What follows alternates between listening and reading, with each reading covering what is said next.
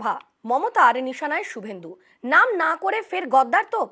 21-এর ভোটে নন্দীগ্রামে ভোট লুট, চক্রান্ত করে ফল বদলে দেওয়ার অভিযোগ তৃণমূল নেত্রীর, দিলেন বদলার হুঁশিয়ারি।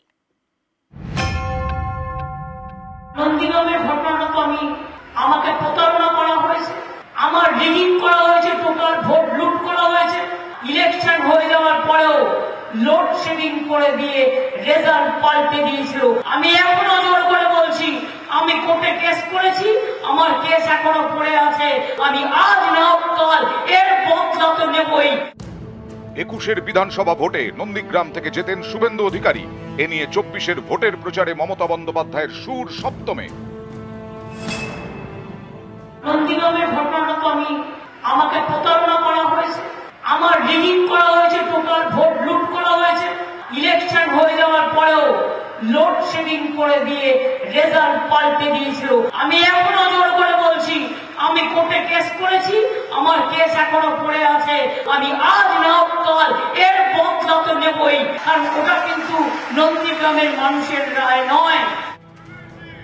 পূর্ব মেদিনীপুর জেলায় দুটি লোকসভা আসন, তমলুক ও কাঁথি। বৃহস্পতিবার তমলুক লোকসভার অন্তর্গত হলদিয়ায় সভা করেন মমতা। এই পূর্ব মেদিনীপুরে একসময় তৃণমূলের সংগঠনের দায়িত্বে ছিলেন শুভেন্দু অধিকারী। সেই শুভেন্দু এখন বিজেপি বিধায়ক, রাজ্যের বিরোধী দলনেতা। এদিন তার নাম না করে বারবার সুর চড়ান মমতা বন্দ্যোপাধ্যায়। এখানে যারা গদ্দারি করেছে তৃণমূলের সাথে, তৃণমূলের খেয়ে দিয়ে লুট করে, আমরাও জানতে পারিনি চিরকাল বিজেপি থাকবে না, চিরকাল সিবিআই কোলে রেখে দেবে না, চিরকাল ইপিআই কোলে রেখে দেবে না, চিরকাল ইনকাম ট্যাক্স কোলে রেখে দেবে না। গদ্দাররা এটাকে দখল করেছে, এই দখল থেকে মুক্ত করুন তমলুককে, মুক্ত করুন, মুক্ত করুন, মুক্ত করুন। যখন টিচারদের চাকরি গেল, তার কদিন আগে একজন বাবু বললেন বোমা ফাটাবো বোমা। আমরা ভাবলাম কোথা থেকে বোমা গুলি টুলি কিনেছে হয়তো। বোমা বলে কিনা 26,000 ছেলে মেয়ে চাকরি ছাটাই। এই 26,000 ছেলে মেয়ে মুখ খুলছে না, পাঁচে শক্তিটা বেরিয়ে পড়ে। কার কাছ থেকে কে কত নিয়েছেন তারা যদি একবার বলে দেয়, মেদিনীপুরে কিন্তু সংখ্যা সবচেয়ে বেশি। একদিন না একদিন তো বেরোবে, কিছু না, চুপচাপ আমায় বলে দেবেন, আমি আপনাদের চাকরিও যাবে না, আপনাদের কোনো ক্ষতিও হবে না, আমি ক্ষতি করতে দেবো না।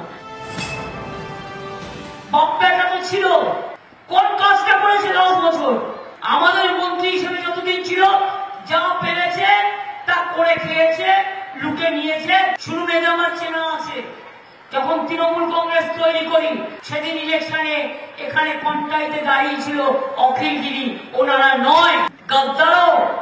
আমার হাত দিয়ে যেবার আগে অনেকবার ইলেকশনে হেরেছে। মনে পড়ে লড়াইগুলোর সময় ব্যাপারটা কোথায় ছিলেন? 15 দিন বাড়ির থেকে ভয়ে বেরোননি। আর আমি এখনো চ্যালেঞ্জ করে বলছি, সিপিএম এর সাথে আন্ডারস্ট্যান্ডিং করে আপনারা নন্দীগ্রামে এই গণহত্যা ঘটিয়েছিলেন। একদিন না একদিন তা প্রমাণ হবে, এবং সিপিএম এর যারা বেঁচে আছে লুকিয়ে লুকিয়ে জিজ্ঞেস করবেন, তারা সমস্ত ঘটনা বলে দেবে। আর সেদিন আমি না থাকলে নন্দীগ্রাম থাকতো না।